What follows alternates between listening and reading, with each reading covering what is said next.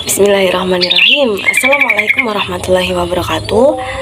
Salam kenal semuanya. Namaku Anis Larasati, mahasiswa program studi manajemen zakat dan wakaf kelas 1A dengan NIM 212141014. Pada kesempatan kali ini, aku mau nge-review materi pembelajaran mata kuliah metodologi studi Islam dari pertemuan pertama hingga pertemuan ke-6.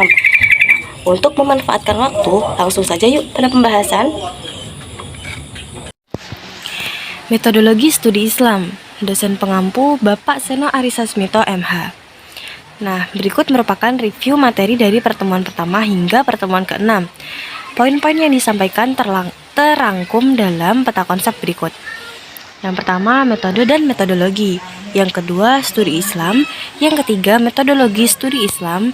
Yang keempat, metode pemahaman Al-Quran. Dan yang terakhir, metode pemahaman hadis. Oke, yang pertama, metode dan metodologi. Metode adalah suatu cara atau proses sistematis yang digunakan untuk melakukan suatu kegiatan agar tujuan yang diinginkan dapat tercapai. Sedangkan metodologi adalah cara atau ilmu-ilmu yang dipakai untuk menemukan kebenaran menggunakan penelusuran dengan tata cara tertentu dalam menemukan kebenaran itu. Nah, tergantung dari realitas apa yang akan dikaji. Berikutnya adalah studi Islam. Secara etimologis, studi Islam merupakan terjemahan dari bahasa Arab, yaitu dirasah Islamnya. Sedangkan secara harfiah, studi Islam adalah kajian mengenai hal-hal yang berkaitan dengan Islam.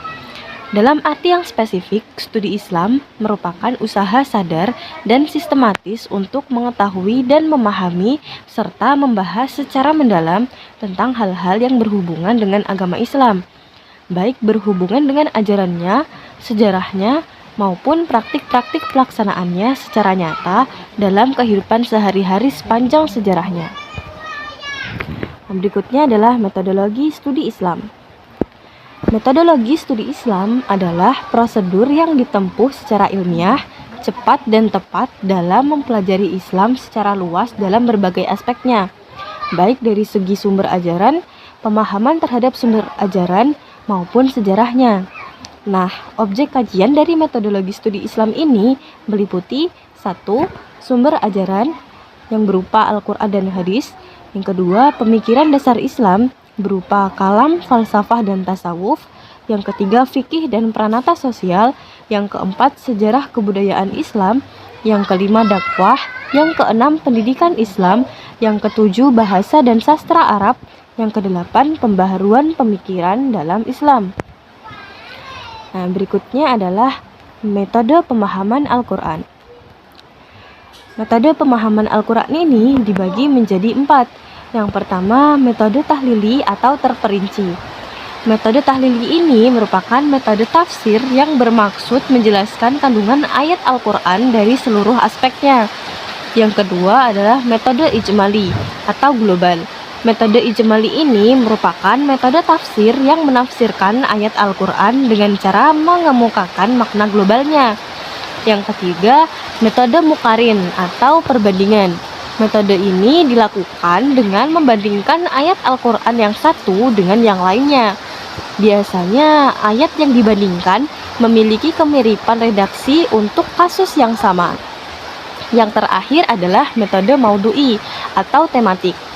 Metode maudu'i ini dilakukan dengan cara menghimpun ayat dari berbagai surat dengan topik yang sama, kemudian diperkaya dengan hadis yang relevan sehingga mampu menjadi satu kesatuan yang utuh.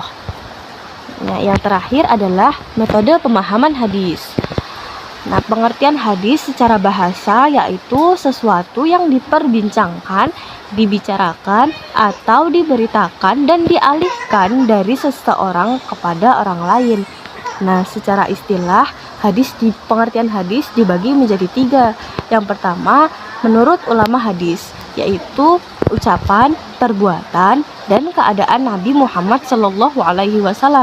Yang kedua, menurut ulama usul fikih, hadis merupakan perkataan, perbuatan, dan ketetapan Nabi yang berkaitan dengan hukum. Dan yang ketiga ada ulama fikih, mengartikan bahwa hadis itu termasuk sunnah atau sebagai hukum taklifi. Nah, metode pemahaman hadis ini dibagi menjadi dua. Yang pertama tekstual, yaitu berdasarkan teks semata, cenderung mengabaikan latar belakang hadis atau asbab al-wuruj. Yang kedua, secara kontekstual, yaitu memperhatikan asbab al-wuruj yang digabungkan dengan konteks kekinian. Nah, teknik tekstual ini memperhatikan bentuk dan kejelasan lafaz, susunan kalimat, frase dan klausa, gaya bahasa, dalalah atau petunjuk, makna kandungan lafaz atau hakiki maupun majazi. Sedangkan teknis tekstual itu memperhatikan peristiwa yang terkait dengan wuruj hadis atau asbab al-wuruj, kondisi yang dialami dan dihadapi oleh Rasulullah Shallallahu Alaihi Wasallam pada saat beliau mengucapkan hadis atau pada saat melakukan amalan disaksikan oleh para sahabat. Nah, itu tadi merupakan review materi dari pertemuan pertama hingga pertemuan ke-6 mata kuliah Metodologi Studi Islam yang dapat saya sampaikan. Mungkin jika terdapat kekurangan, saya pribadi mohon maaf. Sekian yang dapat saya sampaikan. Wassalamualaikum warahmatullahi wabarakatuh.